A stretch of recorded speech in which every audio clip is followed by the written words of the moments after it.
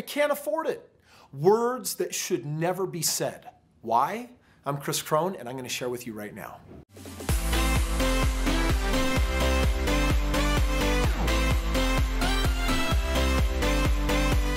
So I love breaking down the mindset of money because I found in my life that all that I'm enjoying today and all of the abundance and the ability to do bigger business and bigger deals and create more value and help more people, it started from being very, very broke, but developing a mindset before I would ever see the real financial abundance manifested in the real material. Now, this conversation is going to sound a little bit hokey, ethereal, voodoo, but I assure you that it is rooted in science, and I intend to share that science with you today. You see, recently I was watching this video from Strait Singh with Minority Mindset. It's a wonderful channel. I follow him, and one of the things that he talked about is why you can't say these words. You can't afford it. And I want to address those 4 ultra dangerous words because they have the ability to destroy our ability to create. In fact, so many of the things that we really want in life will never ever come to us. They're shut down, they're gone, they're not a possibility. And it's because of the way that we shut things down with language. And one of the things that Strait is arguing here in this minority mindset that he wants to help you develop is that the masses are telling you that you can't afford it. And those are really dangerous loser words. In fact, they shut down your brain and they get you losing. And I want to tell you, Strait, you are right on the money. That is 100% true. And I want to build on this big time because this is really in my wheelhouse of what I believe in and what I want to share with you. Understand the science of the brain.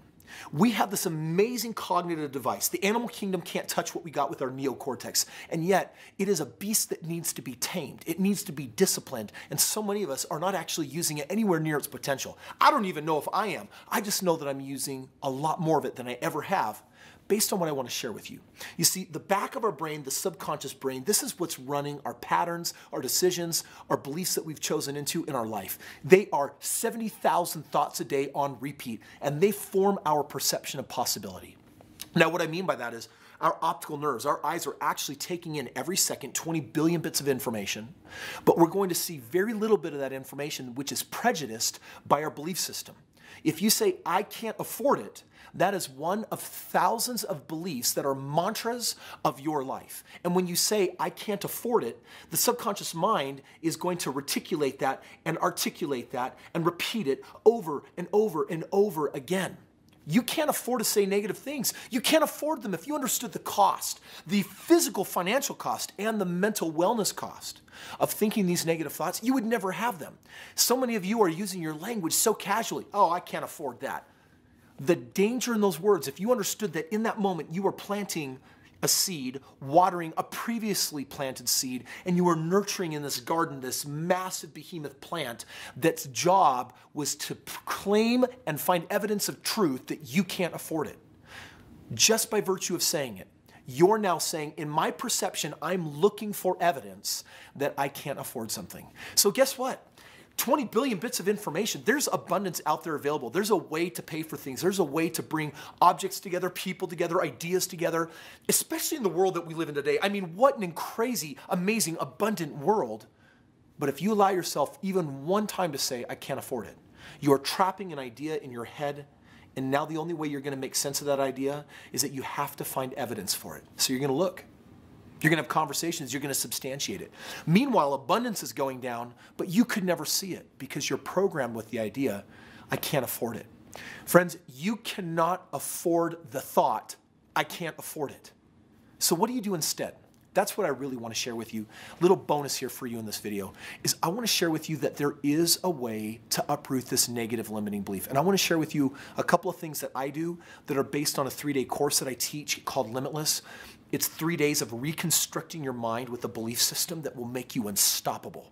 And let's just give you a piece of that right now. First of all, when you have abused language against yourself, it needs to be exiled. That's the first principle. So if you've ever said, I can't afford it, I want to invite you to never say those words again. Here's what responsible language would look like. I'm choosing not to buy that. I'm choosing to put my resources somewhere else. I'm choosing to make different choices. okay? That right there, that's allowing you to take ownership and responsibility and to be a choice instead of a circumstance of victimhood where, well, if my circumstances were different, I could get that, but my circumstances aren't different, so I can't get that. It's like, no, no, no, no.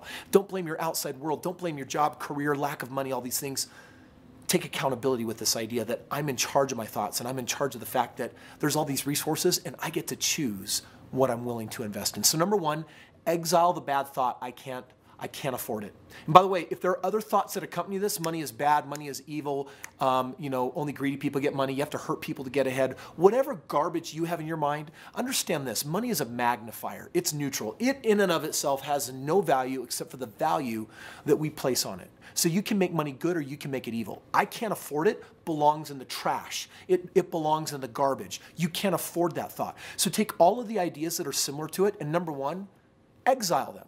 There's only one authorized scenario where you are allowed to share that language. And it is in a training scenario where you are sharing with another individual why they can't say those words. Otherwise, you just get to exile them. So that's step one. Step two, you need to replace them with the words that will empower you. So the example is, I'm at financial choice. I choose to allocate my resources responsibly. I choose where to put my money, where to invest my money, or what to use my money for, okay? Those are really good examples. Now, you could put some abundance on the second step to it that just says, money flows to me. I'm in an energy stream where money comes to me. I am a magnet for resources. I attract all the people, the financial resources, the talents and time, and bring it all together to make my creations come about.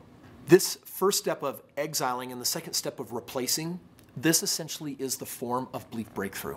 And the reality, going back to the science of the mind, is that the mind does not like cognitive dissonance. So when you say, I can't afford it, you look for evidence that says, yep, that's true, yep, that's true, that doesn't take very long before you've built this massive garden of, I can't afford it, I don't have money, there's not enough money. And the moment you start introducing ideas like there's more than enough money, okay, all of a sudden you're growing a second garden, and these two gardens, they compete. They create a dissonance in the mind, and the mind goes nuts saying, whoa, whoa, whoa, which is it? These two are actually diametrically opposed from one another.